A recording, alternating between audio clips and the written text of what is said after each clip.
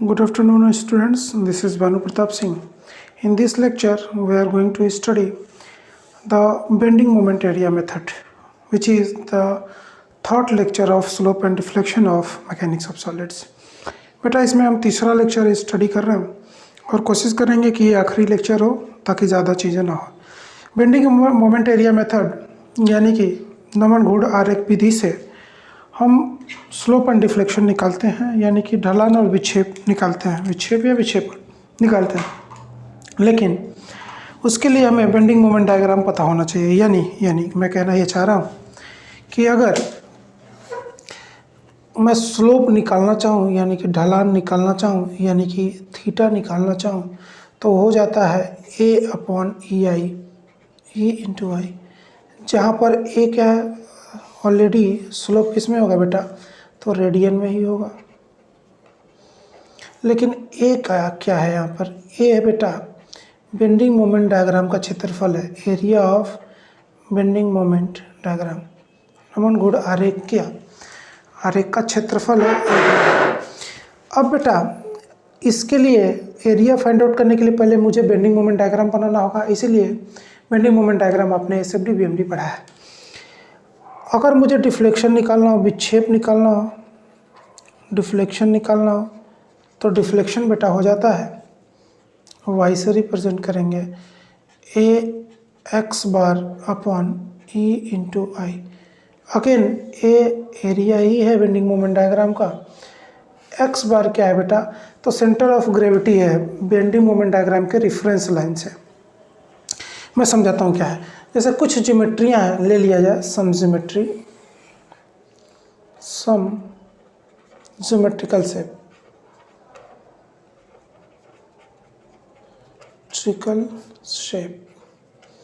अगर ले लिया जाए कुछ, जैसे अगर बेंडिंग मोमेंट डायग्राम किसी चीज़ का अगर त्रिभुज बनता है, ट्रायंगल बनता है, पहला केस क्या है, ट्रायंगल। अगर किसी के बेंडिंग मोमेंट डायग्राम ट्रायंगल बनेगा बेटा, तो ट्रायंगल के केस में हम मान लेते हैं ये दूरी कुछ भी ले लेते हैं, मान लेते हैं x है, तो सेंटर ऑफ ग्रेविटी इसका यहीं पे होगा और centre of gravity reference line से ही x बार है, यही x बार है इसका।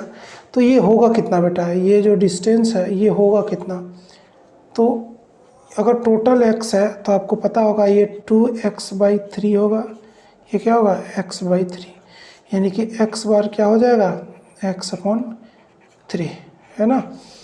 अच्छा, अब एरिया क्या हो जाएगा, इसका क्षेत्रफल क्या हो जाएगा, एरिया क्या हो जाएगा बेटा, half into base into height, base into height. तो ये अगर त्रिभुज है तो त्रिभुज का निकल जाएगा, ठीक है। अगर हाइट मानना है तो मान लीजिए h मान लेते हैं, तो क्या हो जाएगा, area is equal to half into base यानी कि x इंटू h, ये हम कर ले जाएंगे, ठीक है। लेकिन इन दैट केस अगर हमारा कोई कॉनकेव शेप हुआ, जैसे बेंडिंग मोमेंट डायग्राम कब बनता था, कभी कभी ये कॉनकेव पैराबोला बनता था ना, यानी कि कॉनकेव पैराबोलिक कर्व, कॉनकेव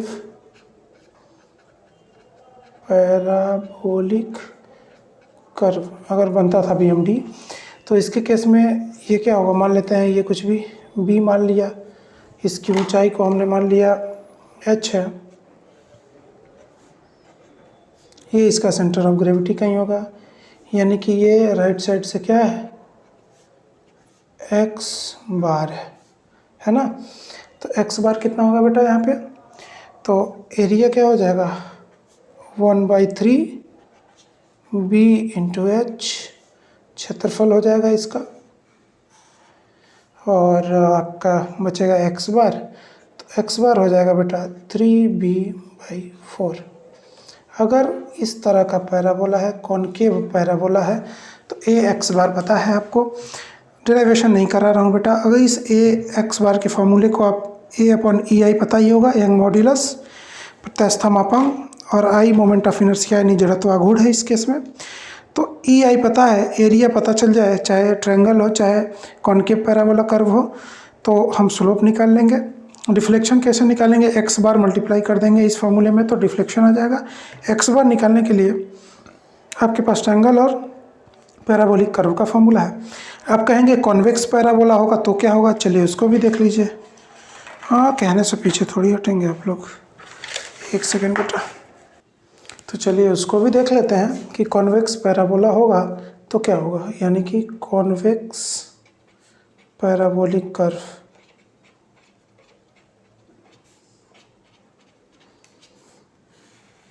ठीक है बेटा, मान लेते हैं ये इसकी ऊंचाई h है, ये कॉन्वेक्स पैराबोलिक कर्व है, ये उसका बेस है। तो मान लेते हैं यहाँ से यहाँ तक की कितनी है, मान लेते हैं b है।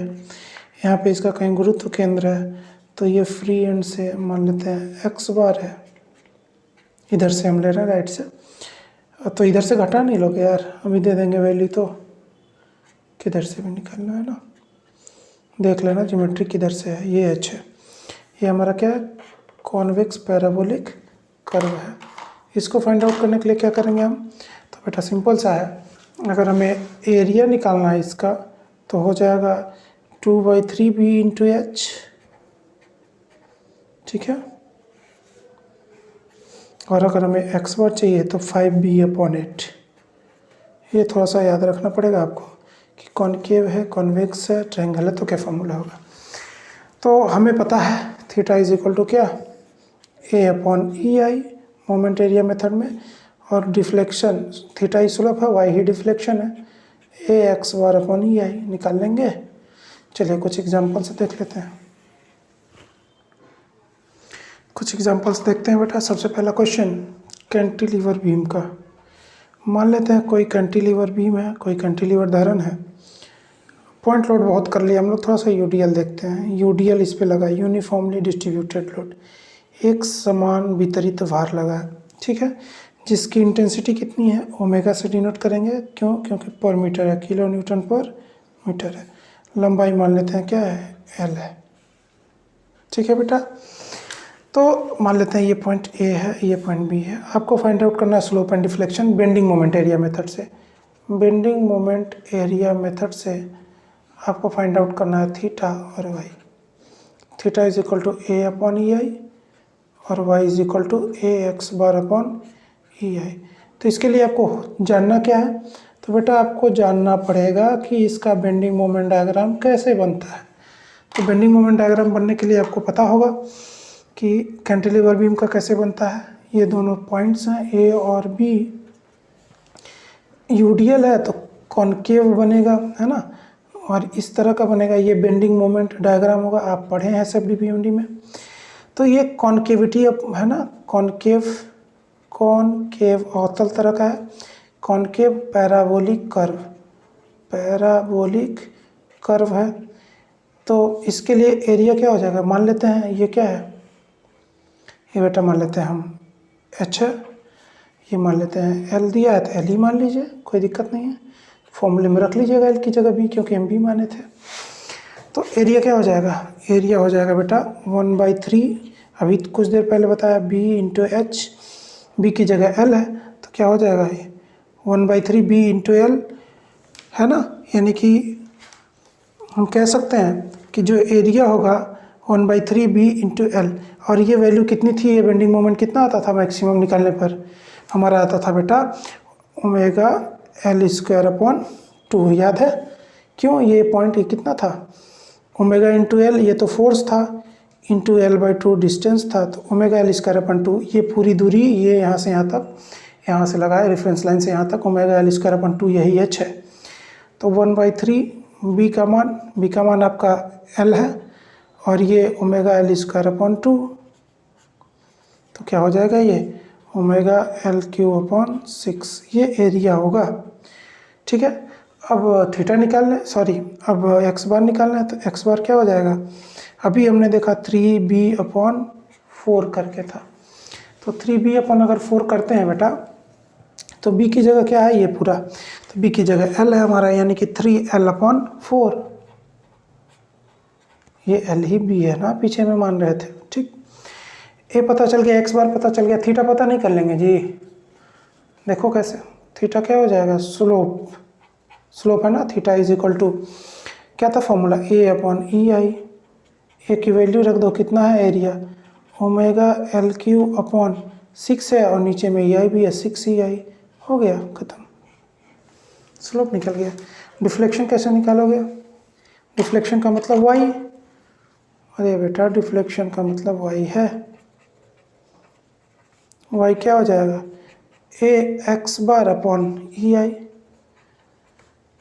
एरिया कितना, अभी हमने निकाला ओमेगा एल क्यू अपॉन 6, ई आई नीचे ही है, ई आई नीचे ही रहने देता है, इंटू एक्स बार कितना, एक्स बार हमने निकाला 3l अपॉन 4। तो ये कितना हो जाएगा डिफ्लेक्शन वाई, वाई हो जाएगा बेटा आपका deflection omega L two the power 4, omega L two the power 4। ये हम काट दे रहे हैं, 3 से हमने काट दिया इसको 2, 2 4 जा 8, 8 ई आई। ठीक, तो वाई हमने निकाल लिया। किस पे निकाला, तो वाई हमने पॉइंट किस पे मैक्सिमम होगा, तो बेटा आपको पता होगा कि डिफ्लेक्शन इस केस में ये बेंडिंग मोमेंट में मत जाना कि ये पे मैक्सिमम होगा, इसका डिफ्लेक्शन ऐसा बनेगा, बहुत पिटाओगे तुम लोग, इसका डिफ्लेक्शन ऐसे होगा, बी पे मैक्सिमम होगा, स्लोप भी और डिफ्लेक्शन भी, तो निकल जाएगा बी पे स्लोप और बी पे डिफ्लेक्शन। तो कोई दिक्कत, आई थिंक इस केस में आपको ये थीटा बी ही होगा जो मैक्सिमम देगा, ये भी बी पे ही होगा मैक्सिमम होगा, ए पे तो 0 होगा, तो बी और ए पे निकल जाएगा। ठीक है, कोई दिक्कत नहीं होगी। तो ये स्लोप एंड डिफ्लेक्शन यानी कि थीटा और वाई निकल जाएगा। क्यों बी पे बेटा, बेंडिंग मोमेंट ए पे मैक्सिमम है यार, स्लोप थोड़ी है और डिफ्लेक्शन थोड़ी है, तो बेंडिंग मोमेंट ए पर मैक्सिमम है, लेकिन स्लोप एंड डिफ्लेक्शन तो ए पर 0 है। कैंटिलीवर के केस में अभी हमने जब शुरू में स्टार्ट किया तो बताया बी पे स्लोप भी मैक्सिमम होगी और डिफ्लेक्शन भी मैक्सिमम होगा। ठीक है, तो बी पर ही स्लोप और मैक्सिमम आएगा हमारा, जो स्लोप होगा क्या होगा, W omega L Q upon 6 ई आई। ओमेगा बेटा यूनिट क्या है, किलो न्यूटन पर मीटर में है, यहाँ भी ओमेगा किलो न्यूटन पर मीटर है, omega L two the power 4 upon 8 ई आई। तो ये सिंपली सपोर्टेड बीम का केस बचा है, चलो उसको भी देख ही लेते हैं ना। तो सिंपली सपोर्टेड बीम के केस में बेटा कोई एग्जांपल ले लेते हैं। मान लेते हैं सिंपली सपोर्टेड बीम है, इसके दोनों सिरे ए और बी हैं, इस पे W का मिड पे लोड लग रहा है, मान लेते हैं W का लोड C पर लग रहा है, A और B पे सपोर्ट है, तो प्रतिक्रियाएं भी होंगी RA और RB, RA और RB W/2 होंगी पता है, अरे यार आधी होंगी ना लोड की। और ये डिस्टेंस मान लेते हैं दोनों के बीच का L है, तो ये कितना हो जाएगा यहाँ से यहाँ तक L/2।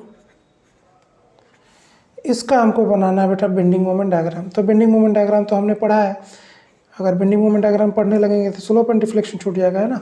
तो बेंडिंग मोमेंट डायग्राम इसका हम बनाएंगे। तो बेंडिंग मोमेंट डायग्राम बनाने के लिए आपको पता होगा सबसे पहले एक रेफरेंस लाइन खींचते थे, तो हम इसको ड्रॉ कर दे रहे हैं क्योंकि हमने ड्रॉ किया हुआ है। बेंडिंग मोमेंट बी पर ए पर तो 0 होगा, सी पर मैक्सिमम होगा, तो बेंडिंग मोमेंट सी पर क्या होता था, मैक्सिमम होता था, है ना। और इसकी वैल्यू कितनी होती थी, तो W/2 इंटू L/2 डिस्टेंस पे, यानी कितना WL/4, यही मैक्सिमम बेंडिंग मोमेंट था। तो ये जो ऊंचाई है वो कितनी हो गई WL/4, इसको दो ट्रायंगल एज्यूम कर सकते हैं, है ना, अभी दिखाते हैं कैसे। तो ये ऊंचाई पूरी कितनी हो गई, ये पूरी ऊंचाई ये हो गई बेटा WL/4, ये ऊंचाई हो गई WL/4। ये तो पता ही है ये कितना होगा टोटल, ये टोटल होगा L।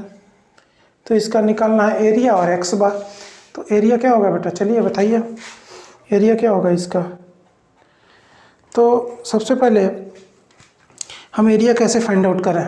अच्छा एक बात और कि इसमें अगर फिर से रिपीट करूँ मैं, तो ये कर्व बनेगा कुछ इस तरह का, यहाँ पे थीटा बी होगा जो मैक्सिमम होगा, यहाँ पे थीटा ए होगा जो मैक्सिमम होगा, यहाँ थीटा 0 होगा, इस पॉइंट पे वाई मैक्सिमम होगा, यानी सी पे डिफ्लेक्शन मैक्सिमम होगा, ए और बी पर स्लोप मैक्सिमम होगा। ठीक है बेटा, तो एरिया कैसे निकालना, तो पहले एक ट्रायंगल इसको लेना, तो एरिया क्या हो जाएगा, हाफ 1/2 इंटू बेस, बेस कितना होगा बेटा, तो बेस अगर हम मान लेते हैं कि बेस L/2 है, अगर ऑब्वियसली ये आधा L/2 ही होगा ना, हम एक ट्रायंगल अभी ले रहे हैं इतना एरिया L/2, तो क्या हो जाएगा, half into base into height, height कितनी है WL/4, तो कितना आ रहा है एरिया, क्षेत्रफल आ जाएगा बेटा WL² आना भी चाहिए। ठीक है, एक्स बार क्या होगा, तो एक्स बार कैसे फाइंड आउट करें, तो थीटा तो निकल जाएगा A/EI है ना, थीटा ही पहले निकाल लीजिए, थीटा क्या हो जाएगा, एक सेकेंड बेटा पेजेस को एडजस्ट करने पड़ना, theta is equal to slope क्या हो जाएगा A/EI, एरिया क्या होगा, एरिया आपका WL² और EI, तो यही हमारा क्या हो जाएगा, थीटा हो जाएगा। और यही थीटा मैक्सिमम होगा, वो चाहे ए पे हो या फिर बी पे हो, क्योंकि दोनों में सेम होगा और दोनों पे मैक्सिमम होगा। मिड पे लोड लग रहा है तो जितना स्लोप इधर होगा उतना इधर होगा, थीटा ए थीटा बी इक्वल होंगे, थीटा मैक्स होगा। ठीक है, बिंदु ए पर या बी पर WL²/16 यूनिट रेडियन। अब हम क्या करना चाहते हैं, अब हमें फाइंड आउट करना, ये तो पहला स्लोप हो गया, अब हम दूसरा फाइंड आउट करते हैं डिफ्लेक्शन। डिफ्लेक्शन क्या था फॉर्मूला, AX/EI, ये पता है, एक्स बार पता चल जाए तो हम लगा सकते हैं डिफ्लेक्शन का भी। तो एक्स बार होगा क्या बेटा, तो एक्स बार फाइंड आउट करने के लिए हम क्या करें यहाँ पे, तो एक्स बार हमें पता है, अगर ये है शेप तो ये यहाँ से यहाँ तक क्या होगा, एक्स बार होगा। और एक्स बार का फॉर्मूला अभी ट्रायंगल के केस में हमने दिया था, क्या था बेटा, एक्स बार का फॉर्मूला ट्रायंगल के केस में क्या था, 2/3 इंटू बी, तो एक्स बार क्या हो जाएगा, यहाँ लिखता हूँ मैं, X bar is equal to 2b/3, 2b/3, तो 2b/3 क्या हो जाएगा, एक्स बार। इस पॉइंट से इधर से आएंगे तो ये यहाँ पे ये जो दूरी है 2h/3 होती है, ये h/3, या फिर अगर l है तो l तो है नहीं, ये पूरा l, अब इस ट्रायंगल को अगर हम x बार देखें तो ये l/2 है, ये कितना है l/2, तो x बार क्या हो जाएगा, b की जगह l/2 रखूँगा, तो यानी कि 2 टाइम्स इंटू 2/3 रहने देते हैं, b की जगह l/2 रख देते हैं, x बार हमारा क्या आ जाएगा बेटा 2l/6 रख दें इस फॉर्मूले, डिफ्लेक्शन आ जाएगा, y is equal to deflection is equal to क्या, मैक्सिमम कहाँ होगा बेटा, तो C पे ही होगा ना, इसी पॉइंट पे होगा ना मैक्सिमम डिफ्लेक्शन, तो हम वहीं पे निकालना, हम इसी पॉइंट पे निकालना चाह रहे हैं, इसीलिए यहीं तक ले रहे हैं, C पे ही डिफ्लेक्शन मैक्सिमम होगा। y at B will be 0, y at A will be 0, A और B पर 0 होंगे, C पर ही होगा, इसीलिए हम C तक ही डिस्टेंस ले रहे हैं, B को l/2 इसीलिए ले रहे हैं ना, तो क्या हो जाएगा y at C पर रख दो, एरिया अभी हमने निकाला, मिड पे ही निकाला भी है हमने, ये हाफ एरिया क्या हो जाएगा WL²/16 इंटू EI है ही ऑलरेडी, EI फॉर्मूले में है, एरिया यहाँ से, एरिया को हमने बेटा यहाँ से रखा WL²/16, एरिया एक्स बार हमने निकाल लिया, एक्स बार क्या था 2l/6, EI है ही, तो एक्स बार रख दीजिए 2l/6, कितना आ जाएगा ये डिफ्लेक्शन एट C पर, और यही मैक्सिमम भी होगा बेटा, ऑब्वियसली मिड पे ही मैक्सिमम होगा, तो y एट C कितना आ जाएगा आपका, आ जाएगा बेटा WL3, इसको 2 से 8 को कैंसिल किया, 8 6 जा 48 EI, WL3/48 EI। अब अगर सिंपली सपोर्टेड बीम में बेटा इस WL का मान दे दे, ये लोड दे दे और ये लेंथ दे दे, या फिर E और I का भी मान दे दे, तो हम निकाल नहीं सकते हैं सिंपली सपोर्टेड बीम के केस में, बिल्कुल निकाल सकते हैं बेटा। तो ये सिंपली सपोर्टेड बीम का प्रॉब्लम है जो हमने स्टडी किया है। तो हमने सिंपली सपोर्टेड बीम को डबल इंटीग्रेशन मेथड से ना बता करके इसीलिए बेंडिंग मोमेंट एरिया मेथड से बताया है ना, और कैंटिलीवर में भी हमने पॉइंट लोड लगा करके हमने दूसरा मेथड बताया, जबकि कैंटिलीवर बीम के केस में हमने यूडीएल लगा करके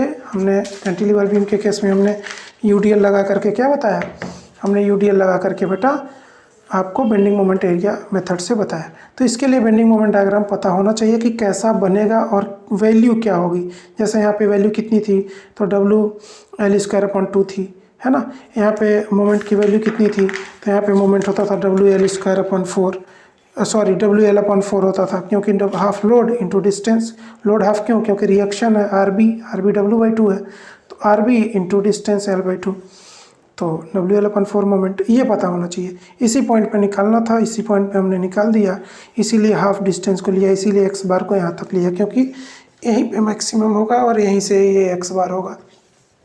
और इसका एरिया भी इसीलिए हमने किसी एक पर निकाला। हमने हाफ एरिया क्यों लिया था, हमने जब स्लोप कैलकुलेट किया था तो हमने एरिया को, जब हमने स्लोप कैलकुलेट किया था यहाँ पे, तो हमने एरिया को हाफ क्यों लिया था, हमने केवल इसी का क्यों निकाला था, क्योंकि हम ए पर निकाले थे और ए बी इक्वल होगा। तो कोई एक ट्रायंगल का एरिया निकाल लीजिए, जो ए आएगा वही बी पे भी स्लोप आएगा, यानी कि जो स्लोप इधर होगा बी ए पर वही बी पर होगा, इसीलिए स्लोप हमारा चाहे ए पर हो चाहे बी पर हो मैक्सिमम होगा और WL²/16 ही आएगा। तो with this we have completed the syllabus which is slope and deflection। एक दो एग्जांपल्स बचे होंगे तो आप प्रैक्टिस करिए।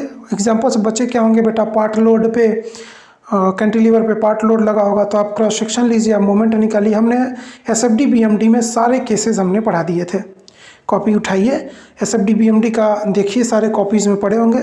और कोई भी न्यूमेरिकल्स हो स्लोप एंड डिफ्लेक्शन में, उसका हमने SFD BMD बनाया है, बस हमें एरिया निकालना है, x बार निकालना है। और एरिया और x बार निकालने का हम डिफरेंट फार्मूला, यानी कि ट्रायंगल का, पैराबोलिक कर्व का, कॉनकेव पैराबोला और कॉन्वेक्स पैराबोला, तीनों के केस में एरिया और x बार निकालने का बता दिया है। तो आप कोई भी न्यूमेरिकल्स लगाने में प्रॉब्लम नहीं होगी। ठीक है बेटा, all the best for your exam. और जैसा मैंने कहा था, as I have told you कि that I will complete the syllabus before your exam, और वो मैंने अपना काम कर दिया है। I have did my part, मैंने अपना काम कर दिया है। अब आप अपना काम करिए, अब आप पढ़िए और अच्छे मार्क्स लाइए, है ना बेटा।